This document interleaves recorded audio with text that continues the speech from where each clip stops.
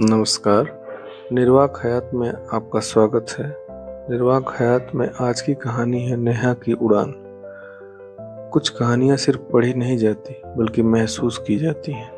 यह कहानी भी एक ऐसी ही कहानी है, एक ऐसे घर की कहानी जहाँ सपनों से ज़्यादा डर बोलता था, जहाँ बेटी की भविष्य की चिंता नहीं बल्कि समाज की पुरानी सोच की चिंता है। नेहा भी उसी खामोश दुनिया की एक लड़की थी जिसके आंखों में बड़े बड़े सपने थे पर रास्तों पर अनगिनत पहरे। किताबें उसके लिए उम्मीदें थीं और घर की दीवारें एक अदृश्य कैद। यह सिर्फ एक लड़की के सफल बनने की कहानी नहीं बल्कि उसके संघर्ष की दास्तान है, जहां हिम्मत ने डर को हराया, जिद ने हालात को और एक बेटी ने पूरे परिवार की तकदीर बदल दी। कभी जिन हाथों ने किताबें फाड़ी थी वही हाथ एक दिन उसके सामने माफी मांगने के लिए कांप उठे। ये कहानी सवाल पूछती है, क्या सच में बेटियां बोझ होती हैं या हम ही उनके उड़ान से डर जाते हैं? तो आइए सुनते हैं आज की कहानी। नेहा की आंखें हमेशा किताबों में खोई रहती थी। छोटे से कस्बे के उस पुराने घर में जहाँ दीवारों पर सीलन के धब्बे थे और आंगन में तुलसी का एक झुरमुट, वही किताबें उसकी दुनिया थी। वो अक्सर खिड़की के पास बैठकर आसमान को देखा करती और मन ही मन सपने बुनती कि एक दिन बड़ी इंजीनियर बनेगी, ऊंची ऊंची इमारतें बनाएगी, ऐसी इमारतें जिसमें गरीब लोग भी रह पाएंगे। उसे लगता था कि पढ़ाई ही एक ऐसी सीढ़ी है जो उसे आसमान तक ले जा सकती है। स्कूल में वो हमेशा अव्वल आती। मास्टर जी उसकी कापियां पूरी कक्षा को दिखाते और कहते, देखो मेहनत ऐसी होती है। सहेलियां उनसे सवाल पूछने आती और नेहा सबको समझाती, मगर घर आते ही उसकी दुनिया बदल जाती। दरवाजे से घुसते ही पापा की सख्त आवाज कानों में पड़ती, लड़कियां बाहर क्या करेंगी, घर संभालो, शादी करो, पढ़ाई लिखाई लड़कों के लिए है, लड़कियों के लिए नहीं। उस आवाज में इतना कठोरपन होता कि नेहा के कदम वहीं ठिठक जाते। पापा की आंखों में गुस्सा चमकता और नेहा की आंखों में आंसू। वह चुपचाप बस्ता एक कोने में रख देती। माँ चूल्हे के पास बैठी रोटियां सेक रही होती। माँ की नजरें नेहा को पड़ती और उनमें ढेर सारा प्यार होता, पर पापा के सामने वह भी कुछ नहीं कह सकती थी। रात को जब पापा सब सो जाते, माँ दबे पांव नेहा के पास आती और उसके बाल सहलाती और फुसफुसा कर कहती, बेटी पापा पुरानी सोच के हैं, तू पढ़, मैं तुम्हारे साथ हूँ। उन्हीं शब्दों से नेहा को हिम्मत मिलती थी। नेहा रात रात भर जाकर पढ़ती। कंबल के अंदर लाइट की मध्यम रोशनी में वह नोट्स बनाती, गणित के सवाल हल करती, अंग्रेजी के शब्द रटती। कभी पापा को शक होता तो वह किताबें तकिए के नीचे छिपा देती। एक बार तो पापा ने गुस्से में उसकी किताबें फाड़ दी। पन्ने हवा में तितलियों की तरह उड़ रहे थे। नेहा फर्श पर बैठी रो रही थी। माँ ने उसे सीने से लगा लिया पर कुछ कह न सकी। अगले दिन नेहा ने सहेली से पुरानी किताबें जुटाई और फिर पढ़ने में लग गई। उसके मन में जिद थी कि चाहे कुछ भी हो पढ़ाई नहीं छोड़ेगी। कस्बे की गलियां बहुत सुबह जल्दी जाग जाती हैं। दूध वाला साइकिल की घंटी बजाता, मंदिर से घंटों की आवाज आती और नेहा स्कूल जाने की तैयारी करती। रास्ते में उसे कई बार सुनना पड़ता कि लड़की होकर इतना क्यों पढ़ती है, पर वह मुस्कुरा कर आगे बढ़ जाती। उसके भीतर एक छोटा सा सूरज जल रहा था जो किसी बात के आगे बुझने वाला नहीं था। माँ सिलाई करके थोड़ा बहुत पैसे कमा लेती थी। उन्हीं पैसों से कभी नेहा के लिए कॉपी आ जाती और कभी पेन। माँ की उंगलियां सुई से कई बार छलनी हो जाती थी, पर वह कहती, मेरी मेहनत तेरे भविष्य को बदल देगी। नेहा यह सुनकर और जोश से पढ़ती। समय बीतता गया। नेहा 10वीं में पहुंच गई। बोर्ड की परीक्षा सर पर थी। स्कूल में अतिरिक्त कक्षाएं चल रही थी। मास्टर जी ने एक दिन नेहा को बुलाकर कहा, तुम इंजीनियरिंग की तैयारी करो, तुम्हारे अंदर हुनर है। यह सुनकर नेहा जोश से भर गई और घर आकर उसे फिर सोच के डर लगा कि पापा क्या करेंगे। पापा फैक्ट्री में काम करते थे, रोज थके हारे घर लौटते और दुनिया भर की खींच परिवार पर निकालते। उनके लिए इज्जत का मतलब बस यही था कि बेटी की ब्याह जल्दी कर दिया जाए। उन्हें लगता था कि पढ़ी लिखी लड़की हाथ से निकल जाएगी। नेहा यह सब समझती थी पर कुछ कह न पाती। फिर वह काला दिन आया जिसने सब कुछ बदल दिया। फैक्ट्री में काम करते समय मशीन से पापा का पैर बुरी तरह कुचल गया। खबर आई तो पूरा घर कांप उठा।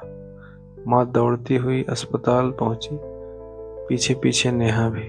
अस्पताल के बिस्तर पर पापा करा रहे थे। चेहरे पर पीलापन छाया हुआ था। डॉक्टर कह रहे थे कि ऑपरेशन करना पड़ेगा और खर्चा बहुत आएगा। इलाज में सारे पैसे उड़ गए। माँ के गहने भी बिक गए। घर में चूल्हा ठंडा पड़ने लगा था। कई रातें ऐसी आई जब नेहा और माँ भूखे सोए। पापा की आंखों में अब गुस्सा नहीं था, सिर्फ पछतावा और लाचारी थी। एक रात उन्होंने धीमी आवाज में कहा, मैंने बेटी को पढ़ने नहीं दिया, अब हम सब मरे जाएंगे। यह सुनकर नेहा का दिल रो उठा। उसने 12वीं की परीक्षा दी थी। हालात इतने खराब थे, फिर भी बड़ी मुश्किल से फीस जुटा पाई थी। उसने हिम्मत नहीं छोड़ी थी और बड़ी मेहनत से परीक्षा दी। परीक्षा के दिनों में वह अस्पताल और घर के बीच भागती रहती। दिन में पापा की देखभाल और रात में पढ़ाई। कई बार आंख नींद से बोझिल हो जाती, पर वह खुद को झकझोर कर उठा देती। उसे लगता कि जैसे पापा की सांसें उसकी मेहनत पर जुट टिकी हुई हैं। और फाइनली रिजल्ट का दिन आया जब पूरे कस्बे में चर्चा थी। स्कूल के नोटिस बोर्ड पर लिस्ट लगी। नेहा का नाम सबसे ऊपर चमक रहा था, टॉप रैंक पर। मास्टर जी ने मिठाई बांटी, सहेलियां उसे गले लगा रही थी, पर नेहा सबसे पहले अस्पताल भागी।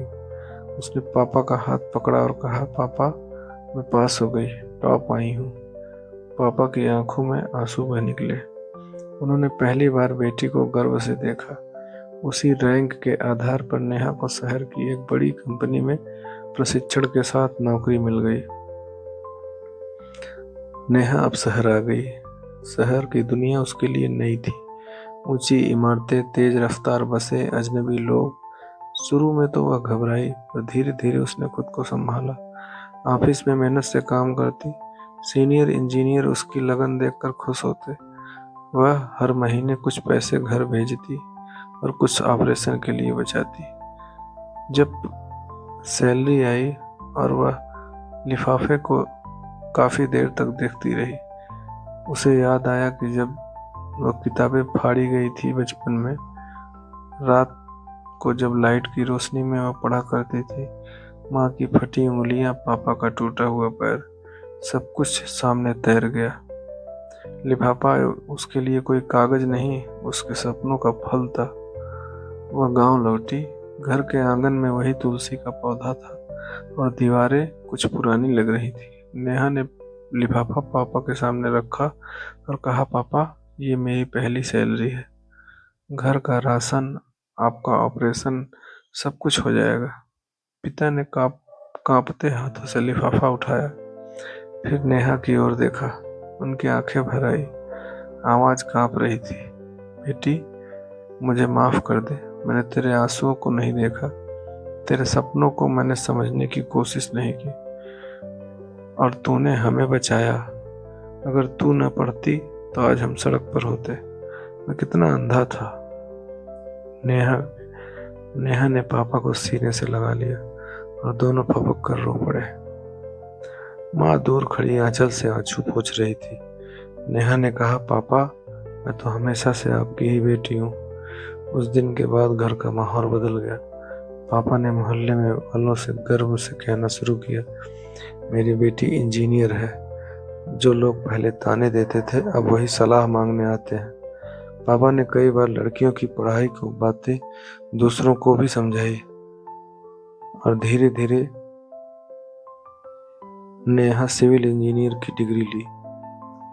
प्रोजेक्ट पर काम करते करते वह हमेशा सोचती कि जो भी इमारत बनाए उसमें गरीबों के लिए जगह जरूर हो। कुछ सालों बाद उसने अपने कस्बे में कम कीमत वाले मकानों की योजना बनाई।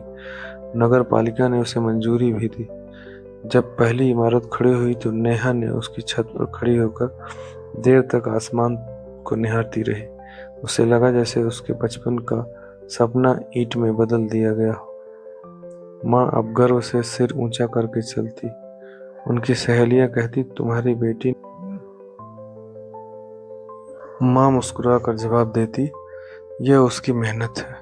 नेहा ने कई लड़कियों की मदद के लिए एक छोटी सी लाइब्रेरी खोली, जहाँ मुफ्त में वह अक्सर वहां जाकर बच्चों से बात करती, उन्हें अपने संघर्ष की कहानी सुनाती। वह कहानी कहती कि डर मत बनो, हार मत मानो, सपने बड़े देखो और उन्हें पूरा करो। पापा अब पूरी तरह बदल चुके थे। शाम को आंगन में बैठकर पड़ोस के लोगों से कहते, लड़कियां बोझ नहीं होती, रोशनी होती हैं। उनकी आवाज में वह पुरानी कठोरता नहीं, बल्कि समझ की गर्मी थी।